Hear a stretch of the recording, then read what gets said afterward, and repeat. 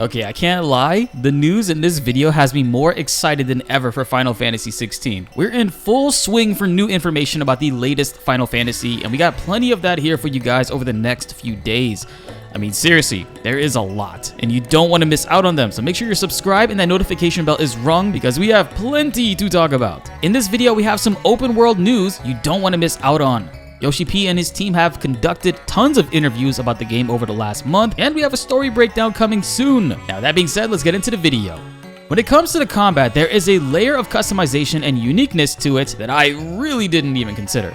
Yes, FF16 is a single controllable party member game. I know lots of traditional Final Fantasy fans won't enjoy that or be initially turned off because it's not turn-based. We do have AI companions and can give commands to Torgal, but it's definitely a different shift in how the series has always been. But one major factor are the summon abilities Clive can equip and wield. These are, in a way, party members in their own right. Yoshi P in an interview recently talked about how each summon ability between all the developers who have played the game have different combinations. When he plays Final Fantasy 16, he can't bring himself to take Phoenix out and chooses to use Phoenix in all of his builds in order to pay homage to Joshua, and he feels that Clive would do the same as well. He's doing a little bit of role playing right there.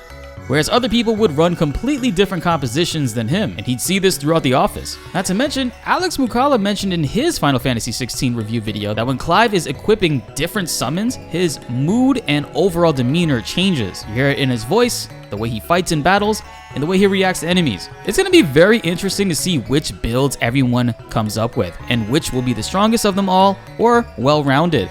There's a lot to experiment with, and I really can't wait. Yoshi P was asked about the game's engine by Kai Powell from WCCF Tech. Kai asked that with Final Fantasy 16 being developed specifically for PS5, has Luminous Productions assisted them with development? To which he responded that while Final Fantasy 16 and Forspoken both began development around the same time, FF16 is actually using an engine that they created specifically for Final Fantasy 16. So they're not sharing any technology with any other teams, and this is something entirely brand new, which is mind-blowing to hear. It's finally out of the bag. A lot of people were thinking it's a modified version of Final Fantasy 14, which it still could be, but hearing that it's something entirely new is very promising. I have nothing against Luminous, but their last two games did not exactly release in the best of shape. Going a different route with Final Fantasy 16 is a very smart decision in my opinion, and it seems to have paid off really well. If you check out the new 45-minute gameplay video I uploaded on my channel, you can see the quality and detail on character models, and sadly the footage is not in 60 frames per second, and it's in a dark, small portion of the game, so you can't really see the best elements of it just yet on some people's displays. I highly recommend checking out that footage on your mobile phone. It looks phenomenal on my Samsung Fold 2. But it is 4K and provided directly from Square Enix. I've seen some comments saying it looks like a PS4 early gen game, which confuses me, but you guys can argue about that because my eyes see otherwise. And to add more to the engine situation, the reason why Final Fantasy 16 is a PlayStation exclusive for 6 months came about.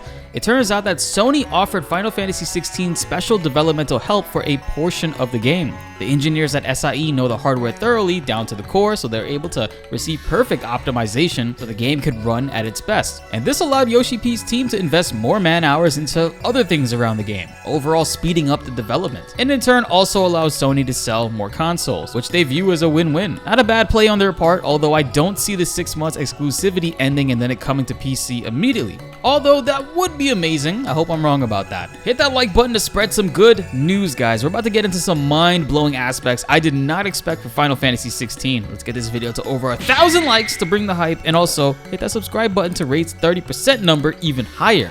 You guys love the channel?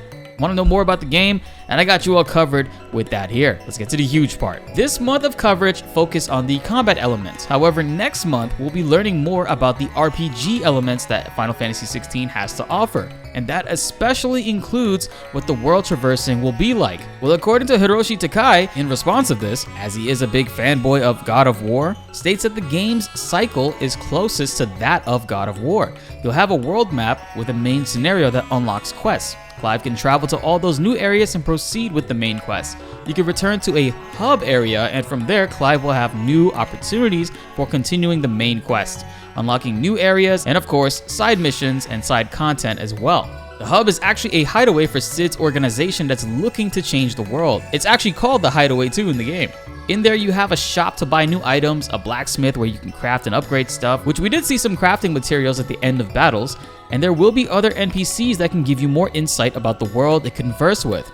A great way to go about it, in my opinion, God of War's overworld zones allow the players to explore and offers a great balance of traveling the world and not feeling too confined. It's not an open world by any means like Final Fantasy 15 or Elden Ring, but if done properly, you really don't need all of that. Sometimes open worlds can get lazy and be big barren areas with limited things to do.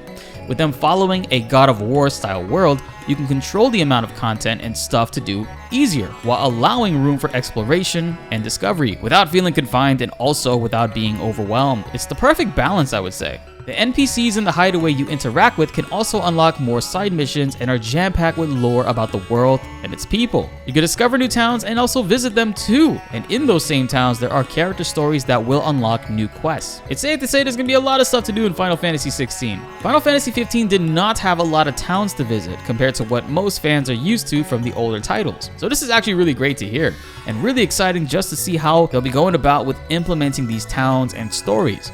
There's also a hunt board which has relics that Clive can retrieve, and by doing that you can enter a virtual world to do even more side content. Like for one example, a fleshed out training mode where you could practice your combos and get used to new abilities you just learned. You could even go back to replay quests and get high scores and compete against other players on the leaderboards around the world. Damn, they got a whole arcade mode in here. I was not expecting all of this from Final Fantasy 16.